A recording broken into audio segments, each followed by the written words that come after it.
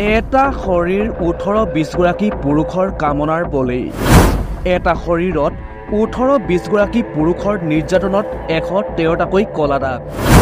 ছোৱালীজনীৰ শৰীৰত 150 গ্ৰাম বীৰ্য উদ্ধাৰ এয়া হৈছে পশ্চিমবংগৰ আৰজিকাৰ মেডিকেল কলেজৰ 31 বছৰীয়া চিকিৎসক মৌমিতা দেৱনাথ কল্পনা কৰকচোন এগৰাকী সুস্থ ছোৱালীৰ চকুৰ মণিটো টানকৈ ধৰিলে কিমান সময় তেজ ওলায়